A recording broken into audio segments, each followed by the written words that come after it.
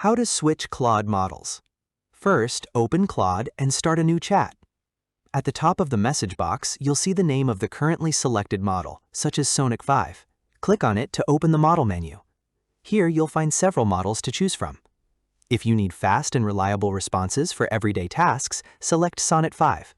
If you want the quickest answers for simple questions, click Haiku 4.5. If you're a Claude Pro subscriber, you'll also have access to Fable 5 for the most challenging tasks and Opus 5 for advanced coding, research, and complex projects. To view additional models, click More Models at the bottom of the menu.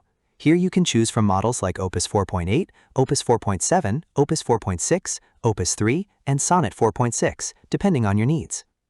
You can also control how much reasoning Claude uses before generating a response. Click Effort, then choose from Low, Medium, High, Extra, or Max. Lower effort gives you faster responses, while higher effort spends more time thinking and can produce more detailed and accurate results for difficult tasks. Below that, you'll also see the Thinking toggle. Turn it on if you want Claude to spend extra time reasoning through complex problems before answering. Keep in mind that enabling thinking may increase response time and use more of your available usage limits. That's it. You now know how to choose the right Claude model and adjust its reasoning level for any task. If you found this tutorial helpful, don't forget to like this video, subscribe to the channel, and hit the bell icon. Thanks for watching.